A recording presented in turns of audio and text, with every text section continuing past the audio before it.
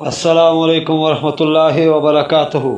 अल्हम्दुलिल्लाहि रब्बिल आलमीन वस्सलातु वस्सलामु अला रसूलिल्लाह अम्मा बाद।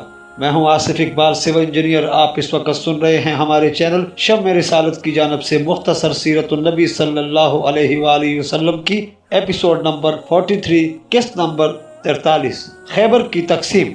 सनन अरबा और मसनद अहमद में है कि हज़रत सल्लल्लाहु अलैहि वसल्लम ने जब खैबर फतह किया तो आप सल्लल्लाहु अलैहि वसल्लम ने इसको 36 हिस्सों में तकसीम किया। हर हिस्सा में 100 हिस्से थे। आधा खैबर आपने गानिमीन में तकसीम कर दिया और बाकी आधा बैतुल माल में रख दिया, जो इंतज़ामी उमूर, वफूद और आसमानी हवादिस में तालिब इमदाद लोगों के काम आता था। ये अबी दाऊद की रिवायत है। और एक रिवायत में है कि आप सल्लल्लाहु अलैहि वसल्लम ने 18 हिस्से अपनी ज़रूरियात और पेश आने वाले मसाइब के लिए बैतुल माल में रख दिए। ये हिस्से बतीहा, कैतबा और इससे मुल्हिका इलाकों में थे और बाकी निस्फ यानी 18 हिस्से मुसलमानों में तकसीम कर दिए। आपका हिस्सा मुल्हिका इलाकों में था। हदी में मज़कूर है, बेहकी ने लिखा है कि आप सल्लल्लाहु अलैहि वसल्लम ने इसलिए खैबर इस तरह तकसीम किया कि आधा खैबर बज़ोर तलवार और आधा सुलह के साथ हासिल हुआ था। जो हिस्सा बज़ोर तलवार फतह किया इसको गानिमीन और अहले खम्स में तकसीम कर दिया, और जो हिस्सा सुलह के साथ फतह किया इसको इंतज़ामी मामलात और दीगर हवादिस के लिए बैतुल माल में रख दिया। और ये इमाम शाफी रहमतुल्लाह के कौल के मुताबिक है कि जिस तरह मनकूल माल गानिमीन में तकसीम किया जाता है, बज़ोर तलवार फतह की हुई ज़मीन भी इसी तरह गानिमीन में तकसीम करनी वाजिब है। और चूँकि सारा खैबर बज़ोर तलवार फतह नहीं हुआ बल्कि आधा सुलह के साथ हासिल हुआ था, इसलिए आपने आधा खैबर गानिमीन में तकसीम कर दिया। लेकिन जिसने सैर और मगाजी में इस तरह गौर किया जैसा गौर करने का हक है, वो मालूम कर लेता है कि सारा खैबर ही बज़ोर तलवार फतह हुआ है। अगर कुछ हिस्सा सुलह के साथ फतह होता तो आप सल्लल्लाहु अलैहि वसल्लम वो यहूदियों को ना देते। जब आप सल्लल्लाहु अलैहि वसल्लम ने यहूदियों को खैबर से निकाल देने का तहिया किया तो उन्होंने कहा कि खेती बाड़ी का हमें ज्यादा इल्म है, इसलिए हमें यही रहने दें, पैदावार का निस्फ हिस्सा हम आपको अदा करेंगे। इससे साफ तौर पर मालूम होता है कि सारा खैबर बज़ोर तलवार फतह हुआ है, क्योंकि मुसलमानों और यहूदियों के दरमियान मुबादरत, लड़ाई और कत्ल क़िताल अज़हर मिन शम्स है। हाँ, कलों में मासूर होने वालों के बाद वो सुलह पर मजबूर हुए थे। और दुरुस्त बात यही है जिसमें कोई शक नहीं कि खैबर बज़ोर तलवार हासिल हुआ, और इमाम को इख्तियार है कि बज़ोर तलवार हासिल की हुई जमीन गानिमीन में तकसीम कर दे या वक्फ कर दे, या कुछ तकसीम कर दे और कुछ वक्फ रहने दे। हज़रत सल्लल्लाहु अलैहि वसल्लम ने इन तीनों तरीकों पर अमल किया। कुरैज़ा और बनु नज़ीर की ज़मीनें तकसीम कर दी, मक्का की ज़मीन को तकसीम नहीं किया, और निस्फ खैबर तकसीम कर दिया और निस्फ को तकसीम नहीं किया। और जो हिस्सा तकसीम हुआ वो 1800 हिस्सों में तकसीम किया। ये अल्लाह ताला ने अहले हुदैबिया के लिए खुराक का अतिया दिया, जो जंग खैबर में शरीक हुए और जो गैर हाजिर रहे सबको हिस्सा मिला। और इनकी तादाद 1400 थी और 200 घोड़े थे। खैबर से अहले हुदैबिया में से सिर्फ जाबिर बिन अब्दुल्ला रज़ी अल्लाह अन्हु ही गायब रहे, मगर इनको इसी तरह हिस्सा दिया जिस तरह हाजिर होने वालों को दिया था। और शाह सवार को 3 हिस्से दिए और प्यादल को 1 हिस्सा दिया, और यही सही है जिसमें कोई शक नहीं। इंतहा। मैं कहता हूँ सही बुखारी में अब्दुल्ला बिन उमर रज़ी अल्लाह तआला अन्हु से रिवायत आई है कि जब रसूलुल्लाह सल्लल्लाहु अलैहि वसल्लम ने खैबर फतह किया तो इरादा किया कि यहूद को वहाँ से निकाल दें, क्योंकि जिस वक्त कोई इलाका फतह करते थे वो अल्लाह ताला, उसके रसूल और मुसलमानों का हो जाता था। इसलिए आप सल्लल्लाहु अलैहि वसल्लम ने यहूदियों को वहाँ से निकाल देना चाहा, लेकिन यहूदियों ने आप सल्लल्लाहु अलैहि वसल्लम से दरख्वास्त की कि आप सल्लल्लाहु अलैहि वसल्लम हमें यहाँ रहने दें, हम ज़मीन की काश्त और खेती बाड़ी का काम करेंगे, आधी पैदावार हम लेंगे और आधी पैदावार आप सल्लल्लाहु अलैहि वसल्लम की होगी। आपने फरमाया हम तुम्हें इस शर्त पर रहने देते हैं, मगर तुम्हारा यहाँ रहना हमारी मर्जी पर मौकूफ होगा, जब हम चाहेंगे तुम्हें निकाल देंगे। चुनांचा हज़रत सल्लल्लाहु अलैहि वसल्लम की ज़िंदगी और हज़रत अबू बकर सिद्दीक़ रज़ी अल्लाह तआला अन्हु की खिलाफत में वो वहाँ रहे। हज़रत उमर रज़ी अल्लाह तआला ने अपनी खिलाफत में इनको तैमा और अरिहा की तरफ जलावतन किया। और एक रिवायत में आया है रसूलुल्लाह सल्लल्लाहु अलैहि वसल्लम ने अहले खैबर से मामला किया कि खेती और फलों में से इनको निस्फ मिलेगा और निस्फ हिस्सा मुसलमानों का होगा। आप सल्लल्लाहु अलैहि वसल्लम इससे 400 मन गल्ला अपनी बीवियों को देते, जिसमें से 320 खजूरें और 80 मन जौ होते थे। हजरत उमर रज़ी अल्लाह तआला ने अपने अहद में खैबर तकसीम किया तो उन्होंने आप सल्लल्लाहु अलैहि वसल्लम की बीवियों को इख्तियार दिया, जो चाहे अपने हिस्से का गल्ला ले ले और जो चाहे इतनी ज़मीन और पानी ले ले जिससे इतना गल्ला पैदा हो सके। बाद ने अपने हिस्से का गल्ला लेना पसंद किया और बाद ने ज़मीन और पानी पसंद किया। हज़रत आयशा सिद्दीक़ा रज़ी अल्लाह तआला अन्हा ने गल्ला लेना ही पसंद किया था। अब्दुल अजीज़ बिन सहेब की हदीस में है, जो वो अनस रज़ी अल्लाह तआला अन्हु से रिवायत करते हैं, सराहतन आया है कि खैबर बज़ोर तलवार फतह हुआ ہوا تھا۔ ابن عبدل بر رحمۃ اللہ نے بھی اسی کو یقینی کہا ہے اور ان لوگوں کا رد کیا ہے جو کہتے ہیں کہ خیبر صلح کے ساتھ فتح ہوا تھا، اور لکھا ہے کہ ان لوگوں کو ان دو کلوں وطی اور سالم کی وجہ سے شبہ ہوا ہے جو انہوں نے اس شرط پر آپ صلی اللہ علیہ وسلم کے حوالے کیے تھے کہ ان کو قتل نہ کیا جائے۔ یہ اگرچہ ایک قسم کی صلح ہے مگر یہ بھی محاصرہ لڑائی کے سبب ہی ہوئی تھی۔ ابن اسحاق رحمۃ اللہ لکھتے ہیں خیبر کے شک، نکات اور کتیبہ نامی کلے تقسیم ہوئے تھے۔ شک اور نتات غانمین کو ملے تھے، اور کتیبہ خمس میں حضرت صلی اللہ علیہ وسلم آپ کے قریبی رشتہ داروں، یتیموں اور مسکینوں کے حصے میں آیا تھا۔ حضرت صلی اللہ علیہ وسلم اپنی بیویوں کا سال بھر کا خرچ اور ان لوگوں کا وظیفہ بھی اسی کتیبہ سے لیتے تھے جنہوں نے آپ صلی اللہ علیہ وسلم کے اہل فدق کے درمیان صلح کرائی تھی، اور جبیر بن مطعم رضی اللہ تعالی عنہ کی حدیث میں صحیح بخاری میں آیا ہے کہ میں اور عثمان رضی اللہ تعالی عنہ حضرت صلی اللہ علیہ وسلم کی خدمت میں حاضر ہوئے اور عرض کیا کہ یا رسول اللہ صلی اللہ علیہ وسلم، ہمیں بنو ہاشم کی فضیلت پر اعتراض نہیں، مگر آپ صلی اللہ علیہ وسلم نے خیبر کا خمس بنو مطلب کو دیا ہے اور ہمیں چھوڑ دیا ہے، حالانکہ ہم اور وہ ایک مرتبہ میں ہیں۔ آپ صلی اللہ علیہ وسلم نے جواب دیا کہ بنو ہاشم اور بنو مطلب ایک چیز ہیں۔ آپ صلی اللہ علیہ وسلم نے بنو عبد شمس اور بنو نوفل کو خمس میں سے کچھ نہیں دیا تھا۔ ابن اسحاق کہتے ہیں کہ عبد شمس، ہاشم اور بنو مطلب حقیقی بھائی تھے۔ ان کی والدہ کا نام عاتقہ بنت مرہ تھا اور نوفل باپ کی طرف سے ان کا بھائی تھا۔ ان احکام میں جو اس غزوہ میں جاری ہوئے، جیسا کہ صحیح بخاری میں آیا ہے، حضرت صلی اللہ علیہ وسلم نے گھریلو گدھے کا گوشت اسی جنگ میں حرام کیا۔ اس حدیث کے الفاظ یہ ہیں: جب خیبر فتح ہوا اس رات لوگوں نے دور دور تک اپنے خیموں میں آگ جلائی۔ آپ نے پوچھا یہ آگ کیسی ہے اور آپ لوگ اس میں کیا پکا رہے ہیں؟ ان لوگوں نے کہا گوشت پکا رہے ہیں۔ آپ صلی اللہ علیہ وسلم نے فرمایا کیسا گوشت؟ انہوں نے کہا گھریلو گدھوں کا گوشت پکا رہے ہیں۔ آپ صلی اللہ علیہ وسلم نے حکم دیا گوشت الٹ دو اور ہانڈیاں توڑ ڈالو۔ ایک شخص نے کہا یا رسول اللہ صلی اللہ علیہ وسلم، ہم گوشت الٹ کر ہانڈیاں دھو نہ ڈالیں؟ آپ صلی اللہ علیہ وسلم نے فرمایا اس طرح کر لو۔ ایک روایت میں آیا ہے کہ آپ صلی اللہ علیہ وسلم نے لہسن اور گھریلو گدھوں کا گوشت کھانے سے خیبر کے دن منع فرمایا تھا۔ ایک روایت میں آیا ہے کہ آپ صلی اللہ علیہ وسلم نے خیبر کے دن گھریلو گدھوں کے گوشت سے منع فرمایا اور گھوڑا کھانے کی رخصت دی۔ ایک روایت میں ہے کہ کسی شخص نے آ کر کہا گدھے کھائے جا رہے ہیں، آپ صلی اللہ علیہ وسلم خاموش رہے۔ اس نے دوسری دفعہ آ کر کہا گدھے کھائے جا رہے ہیں، آپ صلی اللہ علیہ وسلم اب بھی خاموش رہے۔ اس نے تیسری دفعہ آ کر کہا گدھے فنا کر دیے گئے، تو آپ صلی اللہ علیہ وسلم نے ایک شخص کو حکم دیا کہ لوگوں میں اعلان کر دے کہ اللہ تعالیٰ اور اس کے رسول صلی اللہ علیہ وسلم تم کو گھریلو گدھے کے گوشت سے منع کرتے ہیں کیونکہ یہ پلید ہیں۔ اس جنگ میں آپ صلی اللہ علیہ وسلم نے ہر کتلی والے درندہ جانور کے کھانے تقسیم ہونے سے پہلے غنیمت کا مال بیچنے اور استبرار رحم سے قبل لونڈی کے ساتھ ہم بستری کرنے سے منع فرمایا۔ ابن اسحاق رفیع رضی اللہ تعالیٰ سے روایت کرتے ہیں کہ حضرت صلی اللہ علیہ وسلم نے خیبر کے دن کھڑے ہو کر خطبہ دیا، جو آدمی اللہ کے رسول صلی اللہ علیہ وسلم اور دن آخرت پر ایمان رکھتا ہے اس کے لیے حلال نہیں کہ استبراء رحم سے پہلے کسی لونڈی سے جمع کرے۔ جو آدمی اللہ کے رسول اور دن آخرت پر ایمان رکھتا ہے اس کے لیے حلال نہیں کہ وہ تقسیم ہونے سے پہلے مال غنیمت کا مال بیچے۔ جو آدمی اللہ تعالیٰ، اللہ کے رسول اور دن آخرت پر ایمان لایا ہے اس کے لیے حلال نہیں کہ وہ غنیمت کے کسی جانور پر سواری کرے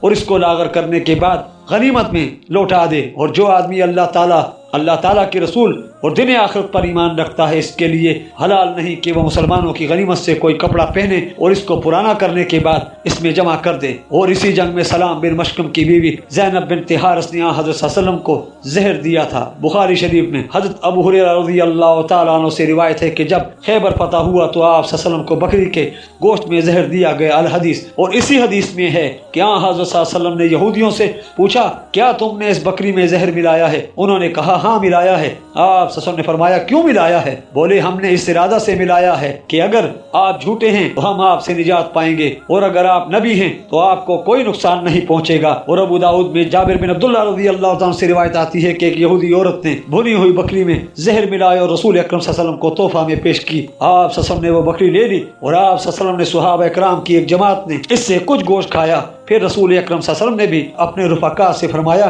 اس کھانے سے ہاتھ اٹھا لو، اور اس یہودی عورت کو بلا کر پوچھا کیا تو نے اس بکری میں زہر ملایا ہے؟ وہ بولی آپ صلی اللہ علیہ وسلم کو کس نے بتایا ہے؟ آپ صلی اللہ علیہ وسلم نے فرمایا گوشت کے اس ٹکڑے نے جو میرے ہاتھ میں ہے۔ اس وقت آپ صلی اللہ علیہ وسلم کے ہاتھ میں بازو کا گوشت تھا۔ اس نے اقرار کر لیا کہ ہاں میں نے اس میں زہر ملایا ہے۔ میں نے سوچا کہ اگر آپ صلی اللہ علیہ وسلم نبی ہیں تو زہر آپ کو نقصان نہیں دے گا، اور اگر آپ صلی اللہ علیہ وسلم نبی نہیں ہیں تو ہم آپ صلی اللہ علیہ وسلم سے نجات پائیں گے۔ آپ صلی اللہ علیہ وسلم نے اس کو معاف کر دیا اور اس کو قتل نہیں کیا۔ آپ صلی اللہ علیہ وسلم کے وہ صحابی فوت ہو گئے جنہوں نے آپ صلی اللہ علیہ وسلم کے ساتھ اس بکری کا گوشت کھایا تھا، اور آپ صلی اللہ علیہ وسلم نے اس زہر کی وجہ سے جو آپ صلی اللہ علیہ وسلم نے کھایا تھا اپنے کندھے پر سینگیاں کھچوائیں۔ سلیمان تیمی کی تصنیف مغازی میں آیا ہے کہ اس نے اسلام قبول کر لیا تھا اور کہا مجھے معلوم ہو گیا ہے کہ آپ صلی اللہ علیہ وسلم نبی ہیں، میں آپ صلی اللہ علیہ وسلم کو اور یہاں حاضر ہونے والے سب لوگوں کو گواہ بناتی ہوں کہ میں آپ کے دین پر ہوں کہ اللہ تعالیٰ کے سوا کوئی عبادت کے لائق نہیں، اور محمد صلی اللہ علیہ وسلم اللہ کے بندے ہیں اور اس کے رسول ہیں۔ اور ایک روایت میں آیا ہے کہ جب بشر بن برا رضی اللہ تعالیٰ عنہ اس زہر کھانے سے فوت ہو گئے تو آپ صلی اللہ علیہ وسلم نے اس کو قتل کر دیا۔ بہقی کہتے ہیں ممکن ہے پہلے آپ صلی اللہ علیہ وسلم نے اس کو چھوڑ دیا ہو، بشیر رضی اللہ تعالیٰ عنہ اس زہر کھانے سے فوت ہو گئے تو اس کو قتل کر دیا۔ سہیلی نے بھی یہی جواب دیا ہے اور یہ زیادہ کیا ہے کہ چونکہ آپ صلی اللہ علیہ وسلم اپنی ذات کے لیے انتقام نہیں لیتے تھے اس لیے اس کو چھوڑ دیا، اور جب بشر رضی اللہ تعالیٰ عنہ کا انتقال ہو گیا تو اس کو قصاص کے طور پر قتل کر دیا۔ اس میں اختلاف ہے کہ آپ صلی اللہ علیہ وسلم نے اس بکری سے کچھ کھایا تھا یا نہیں۔ اکثر روایات میں آتا ہے کہ آپ صلی اللہ علیہ وسلم نے بکری سے کچھ گوشت کھا لیا تھا۔ آپ صلی اللہ علیہ وسلم اس کے بعد 3 سال زندہ رہے، یہاں تک کہ آپ صلی اللہ علیہ وسلم نے اس بیماری میں کہا جس میں آپ صلی اللہ علیہ وسلم کا انتقال ہوا کہ میں ہمیشہ اس بکری سے جو میں نے خیبر میں کھائی تھی تکلیف اٹھاتا رہا ہوں، مگر اب تو اس زہر کے اثر سے میری شارک کٹ گئی ہے، اب تو اس زہر کے اثر سے میری شارک کٹ گئی ہے۔ اسی واسطے زہری کہتے ہیں کہ آپ صلی اللہ علیہ وسلم شہید فوت ہوئے ہیں۔ جعفر رضی اللہ تعالیٰ عنہ اور ان کے ساتھیوں کا حبشہ سے مدینہ آنا، اسی جنگ میں آپ صلی اللہ علیہ وسلم کے ہاں آپ صلی اللہ علیہ وسلم کے چچا زاد بھائی حضرت جعفر بن ابی طالب اور ان کے رفقا مدینہ منورہ آئے، ان کے ساتھ اشر قبیلہ کے لوگ حضرت ابو موسیٰ اشعری رضی اللہ تعالیٰ عنہ اور ان کے ساتھی تھے، اور جعفر رضی اللہ عنہ کی بیوی اسماء بنت امیس رضی اللہ تعالی عنہ بھی ان کے ہمراہ تھی۔ ابو موسیٰ اشعری رضی اللہ تعالیٰ عنہ بیان کرتے ہیں ہمیں رسول اللہ صلی اللہ علیہ وسلم کی بعثت یمن میں ہی مل گئی تھی، ہم ہجرت کر کے مدینہ کی طرف آنے لگے۔ مہاجرین میں میرے 2 بڑے بھائی بھی تھے، میں ان دونوں سے چھوٹا تھا، ایک کا نام ابو رحم اور دوسرے کا ابو بردہ تھا۔ ہمارے ساتھ ہماری قوم کے 50 سے کچھ زائد مسلمان تھے، ہم سب ایک کشتی میں سوار ہوئے، لیکن وہ ہمیں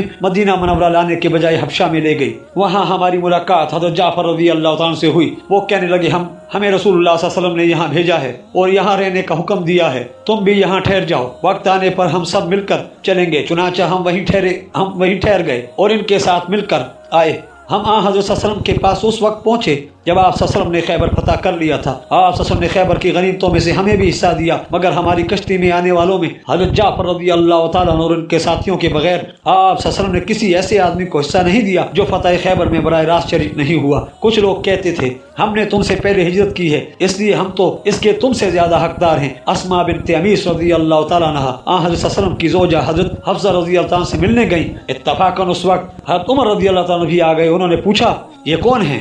حضرت حفصہ رضی اللہ تعالیٰ نے جواب دیا یہ حبشہ سے آنے والی اسماء بنت امیس ہیں۔ حضرت عمر رضی اللہ تعالیٰ بولے سمندر کے راستے آنے والی اسماء نے کہا ہاں۔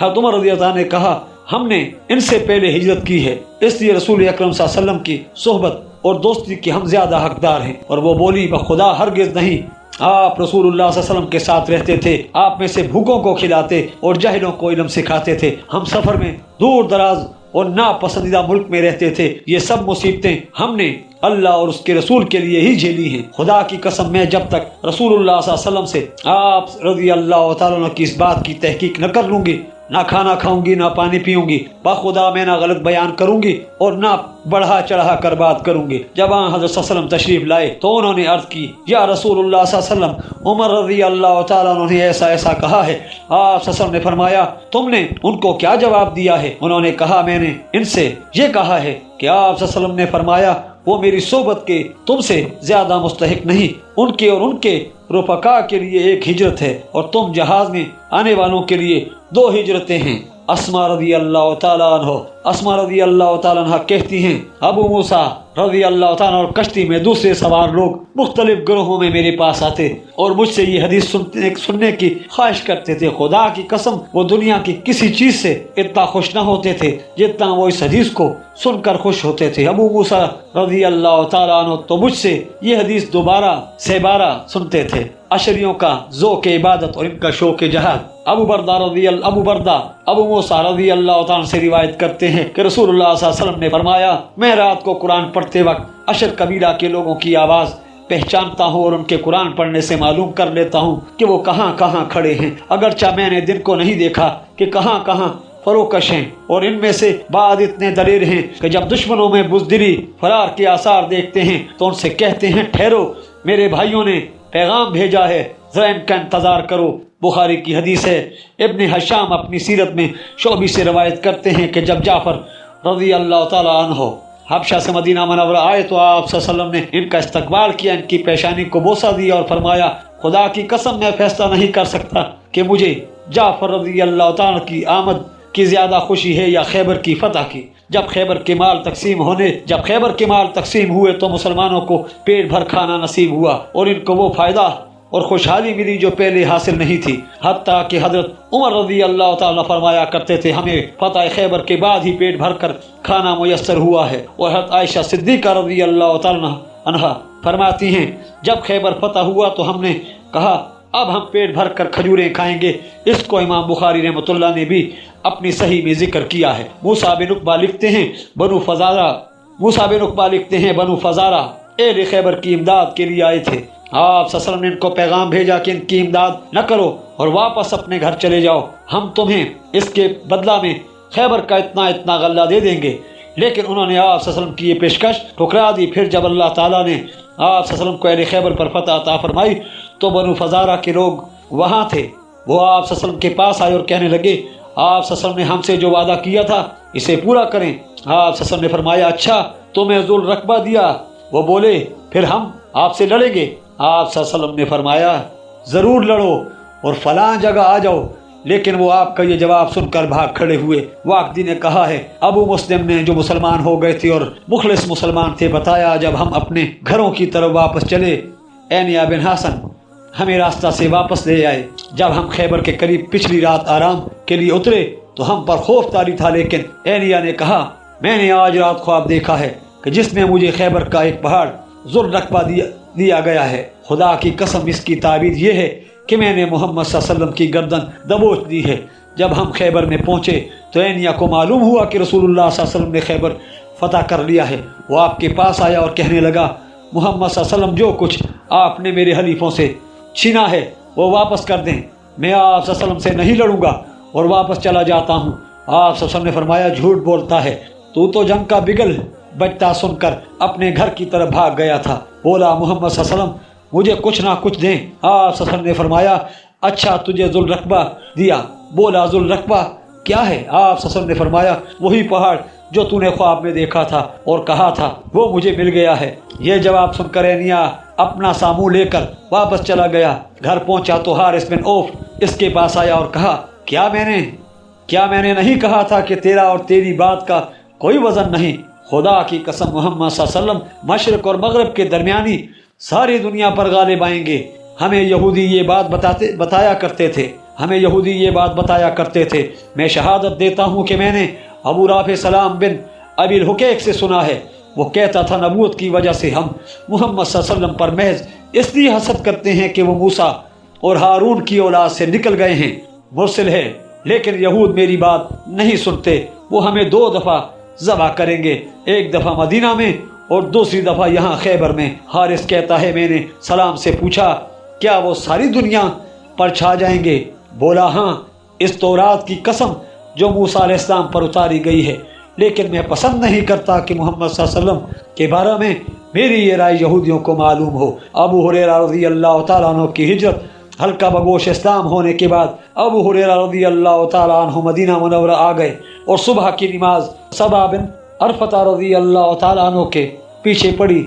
जब इनको पहली रकत में काफ या आइन स्वाद और दूसरी रकत में वाइलिल मुतफ़फ़ीन पढ़ते सुना तो नमाज ही में कहने लगे, अबू फलां हलाक हो जाए, इसने 2 पैमाने बना रखे हैं। जब लेता है तो पूरे पैमाने से लेता है और जब देता है तो नाकस पैमाने से देता है। नमाज से फारिग होकर सबा रज़ी अल्लाह तआला अन्हु के पास आए। उन्होंने उनको सफ़र खर्च दिया और खैबर में रसूलुल्लाह सल्लल्लाहु अलैहि वसल्लम के पास पहुंच गए। रसूल अकरम सल्लल्लाहु अलैहि वसल्लम ने मुसलमानों को कहकर इनको और इनके साथियों को गनीमत के माल से हिस्सा दिलाया। सही बुखारी में अबू हुरैरा रज़ी अल्लाह तआला अन्हु से रिवायत है कि खैबर फतह हुआ तो इसमें हमें सोना और चांदी हाथ नहीं आया, बल्कि गाय और ऊँट साजो सामान और बागात हासिल हुए। फिर हम रसूलुल्लाह सल्लल्लाहु अलैहि वसल्लम के साथ वादी अल कुरा की तरफ चले। आप सल्लल्लाहु अलैहि वसल्लम के साथ आपका गुलाम भी था जिसका नाम मदम था, जो बनु सबब के एक आदमी ने आप सल्लल्लाहु अलैहि वसल्लम को तोहफा दिया था। वो एक मंदिर में रसूल अकरम सल्लल्लाहु अलैहि वसल्लम का पालान उतार रहा था कि एक तीर लगने से इसकी मौत वाक़या हो गई। ये पता नहीं चला कि वो तीर किसने मारा है। लोग कहने लगे इसके लिए शहादत की मौत मुबारक है। रसूल अकरम सल्लल्लाहु अलैहि वसल्लम ने फरमाया हरगिज़ नहीं, इस खुदा की कसम जिसके हाथ में मेरी जान है, जो चादर इसने तकसीम से पहले गनीमत के माल से चुराई थी वो शोला बनकर इसके जिस्म पर भड़क रही है। ये सुनकर एक आदमी जूते का एक तस्मा या दो तस्मे लाया और कहने लगा ये मैंने गनीमत के माल से लिए थे।